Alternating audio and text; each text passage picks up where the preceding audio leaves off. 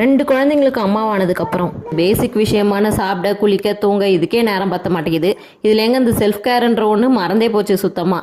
எல்லாத்தையுமே அவசர அவசரமாக தான் பண்ணிட்டு இருக்க மாதிரி இருக்குது. நமக்கான டைம்னு ஒன்றுமே இல்லை இப்போது.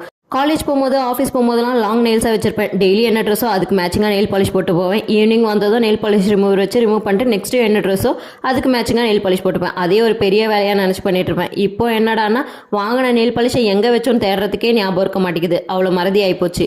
இன்றைக்கி ஈவினிங் ஒரு பர்த்டே பார்ட்டி ஃபங்க்ஷன் இருக்குது. அதுக்காக தான் ரெடி ஆகிட்டு இருக்கேன். இந்த மாதிரி ஃபங்க்ஷன் எதனா வரும்போது தான் நமக்குன்னு கொஞ்சம் டைம் எடுத்து பிடிச்ச மாதிரி ட்ரெஸ்ஸு ஆக்சசரிஸ் மேக்கப் இதெல்லாம் போட்டு ரெடி ஆகும்போது அவ்வளோ சந்தோஷமாக இருக்குது பார்க்கவே. ஃபங்க்ஷனுக்கு போகிறோன்ற சந்தோஷத்தை விட நம்மளை வெல் ட்ரெஸ்டாக பார்க்கும்போது அவ்வளோ ஹாப்பியாக இருக்குது. நம்ம அக்கேஷனலாக தான் அப்படி பார்க்க முடியுது. நியூ மாம்ஸ்க்குலாம் கண்டிப்பாக புரியும் இந்த கஷ்டம்.